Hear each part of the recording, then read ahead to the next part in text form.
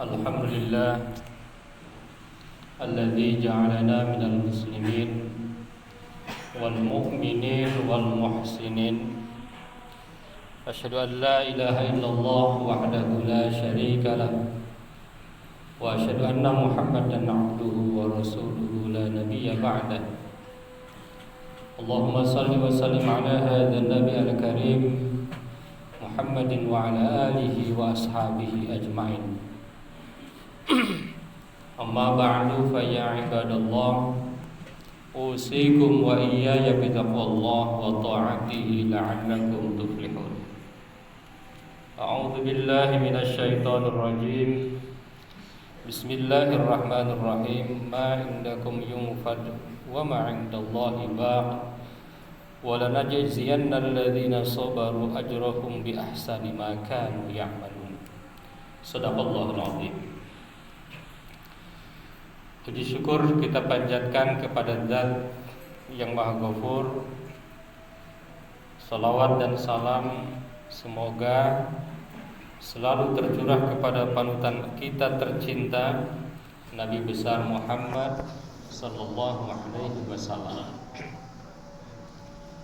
Nabi yang telah mengajarkan kita betapa pentingnya kesabaran di dalam hidup ini, sehingga beliau dengan kesabarannya adalah orang yang selalu di sisi Allah Subhanahu wa taala, selalu mendapatkan pertolongan Allah Subhanahu wa taala.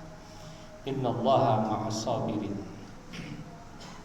Oleh karena itu, maka mengawali khutbah ini, saya sebagai khatib ingin mengajak kepada kita, marilah kita terus meningkatkan kesabaran kita, karena kesabaran itu buahnya luar biasa. Allah janjikan innallaha ma'as sabirin. Sesungguhnya Allah bersama orang-orang sabar. Menurut para ahli tafsir, yang dimaksud bersama adalah Allah selalu memberi pertolongan. Jadi tidak akan sia-sia orang yang sabar, akan senantiasa Allah kasih pertolongan baik dunia maupun akhirat. Hadirin jemaah Jumat yang berbahagia, apa itu sabar? Menurut bahasa, sabar itu adalah naqidul jaza. Sabar itu adalah tidak mengeluh. Itu orang yang sabar, tidak meraung-raung, tidak meronta-ronta, tidak gelisah, itu orang sabar.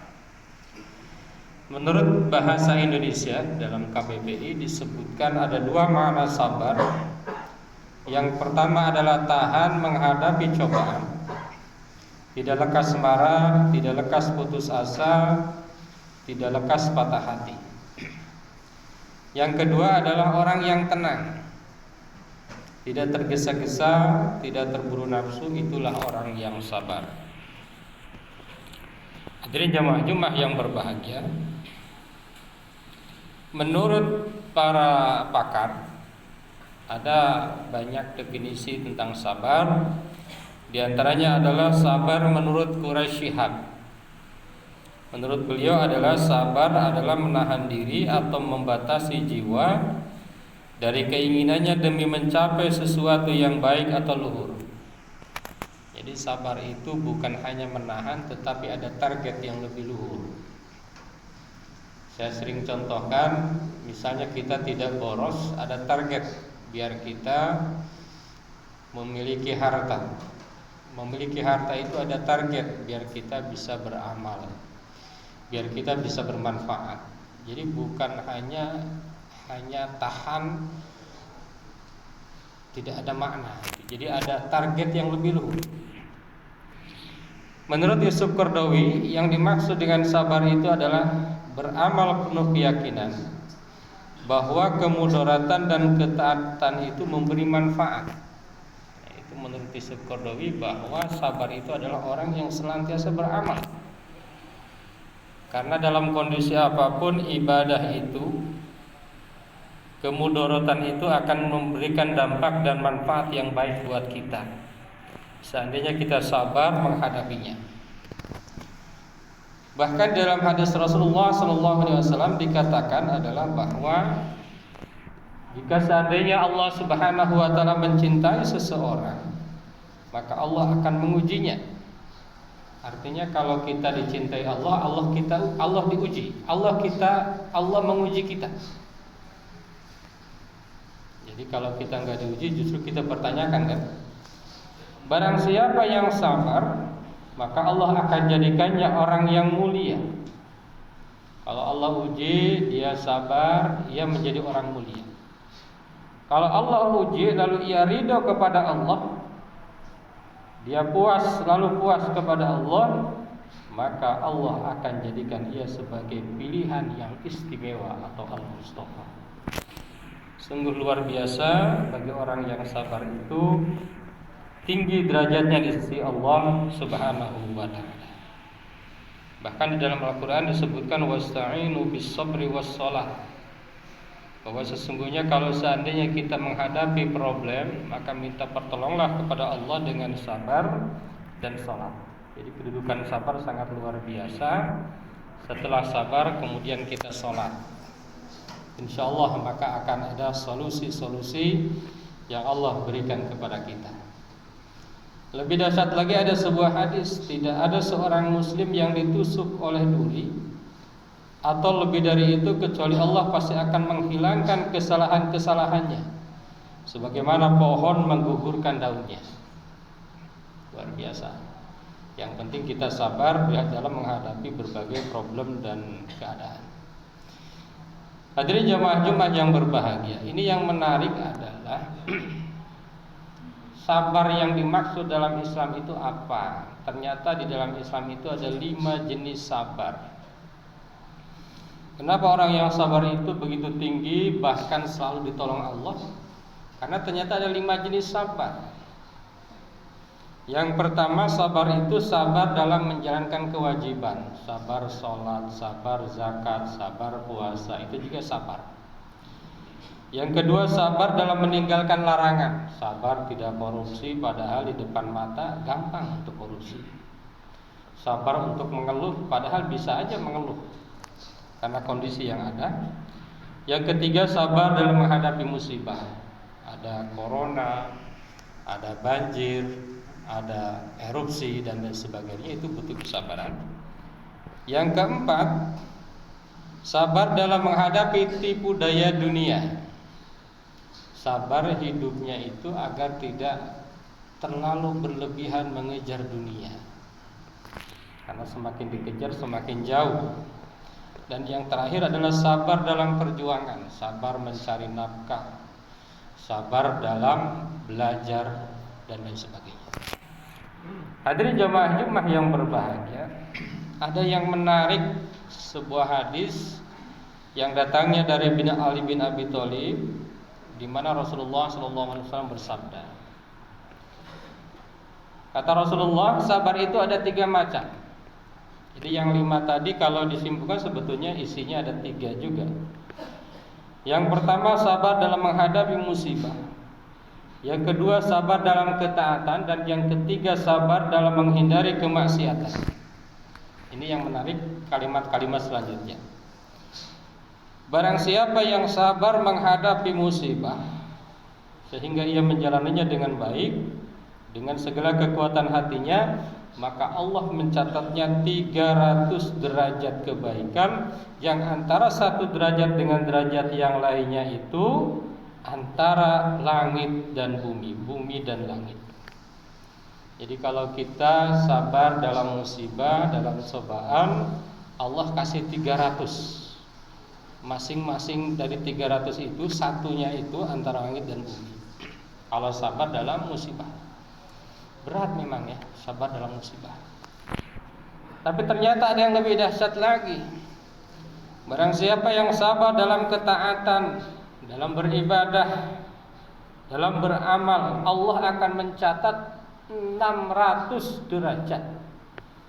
Kalau yang tadi musibah itu 300 derajat, ini 600 derajat.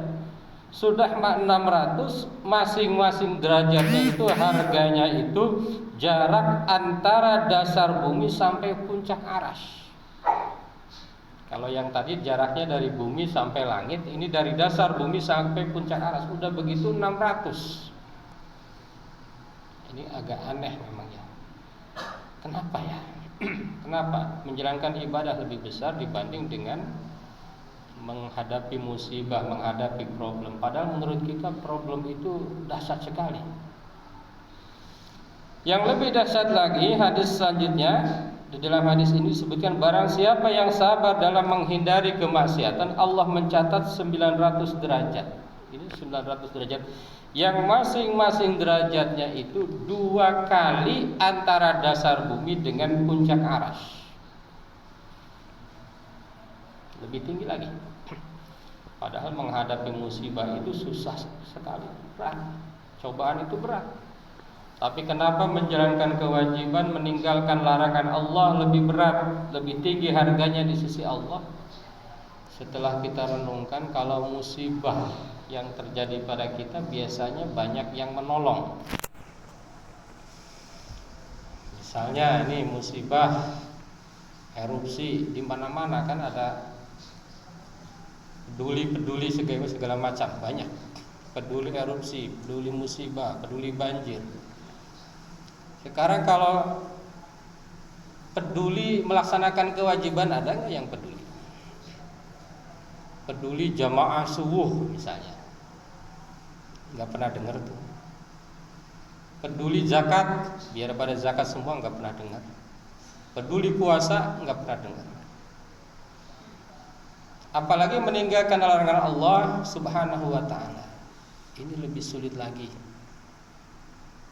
Kadang-kadang aturan-aturan yang berlaku misalnya ya tidak begitu ketat membatasi kita, sehingga untuk meninggalkan larangan-larangan itu sungguh luar biasa beratnya. Misalnya korupsi, ada KPK, ada BPK, ada kepolisian dan lain sebagainya, masih banyak aja yang korupsi. Kenapa? Karena godaan-godaan dan juga kadang-kadang lingkungan tidak begitu kuat membantu kita agar kita terhindar misalnya dari korupsi dan perbuatan-perbuatan yang lain yang dilarang oleh Allah Subhanahu wa ta'ala. Bahkan kadang-kadang banyak sekali perbuatan-perbuatan yang menurut masyarakat kita ada biasa saja. Misalnya riba. Mana ada yang berani misalnya ketika ada rentenir, dia pasang badan agar rentenir itu tidak menjadi membahayakan suatu masyarakat, tidak ada. Jadi memang lebih sulit melaksanakan kewajiban, lebih sulit meninggalkan larangan Allah Subhanahu wa ta'ala dibanding dengan musibah. Meskipun musibah juga sangat berat. Maka pantas kalau ayat berbicara innallaha ma'as sabirin, sesungguhnya Allah akan selalu menolong orang-orang yang sabar. Jadi bukan hanya sabar dalam musibah, tapi juga sabar dalam melaksanakan kewajiban dan sabar dalam meninggalkan larangan-larangan Allah Subhanahu wa ta'ala. Hadirin jamaah Jumat yang berbahagia. Bahkan ada ulama yang membagi lagi level sabar itu. Sabar yang paling rendah itu tidak mengeluh. Jadi kalau kita tidak mengeluh, yaitu sabar rendah. Sholat Jumat tidak mengeluh, meninggalkan larangan tidak mengeluh. Yang lebih tinggi lagi adalah ridho dengan ketentuan dan ketetapan. Senang ketika akan sholat, ya, ridho, puas. Dan yang lebih hebat lagi adalah gembira.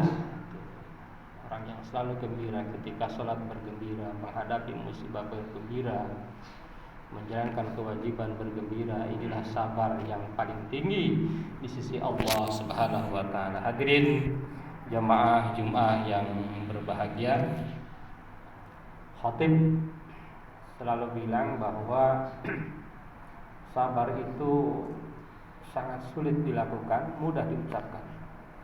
Maka ada ungkapan yang mengatakan sabar itu ilmunya tinggi, ilmunya tingkat tinggi, belajarnya setiap hari, latihannya setiap saat, ujiannya sering mendadak, sekolahnya seumur hidup.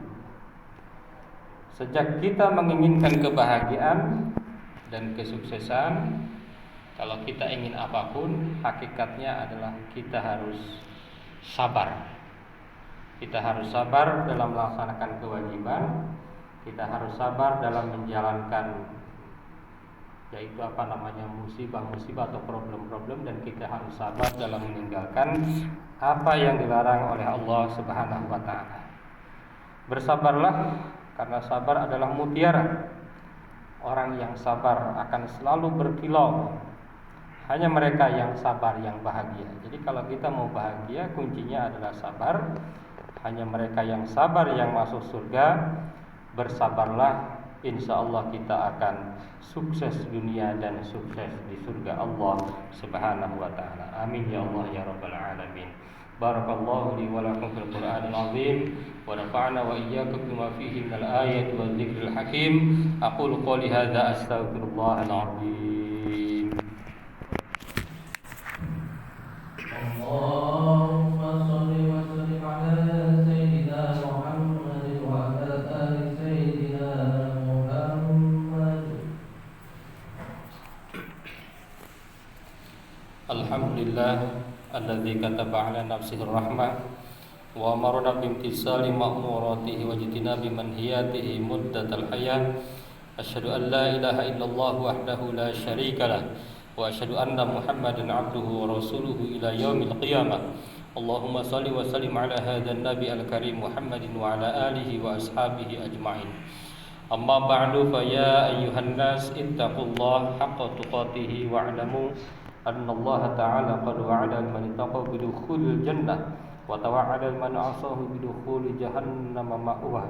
Inna Allah wa malaikatahu yusalluna 'alan nabi ya ayyuhalladzina amanu sallu 'alaihi wa sallimu taslima. Fardallahu ma'al jami'is sahabati wal qarabati li rasulillahi ajma'in. Amin ya Allah ya rabbal alamin. Allahumma ighfir lil mu'minina wal mu'minat wal muslimina wal muslimat al ahya'i minhum wal amwat. Allahumma aslih dzata bainihim waj'al fi qulubihim al iman wal hikmah wawzi'hum ala ahdika alladhi ahadta ilaihim waj'alna minhum wa atina bidolatul islam bihidayatika wa rahmatika al wasi'ah wa taqabbal du'ana innaka antas sami'ul alim. Ibadallah, innallaha ya'muru bil 'adli wal ihsan wa ita'i dzil qurba wa yanha 'anil fahsya'i wal munkar wal baghi ya'idukum la'allakum tadhakkarun wastaghfiruhu innahu huwal ghafur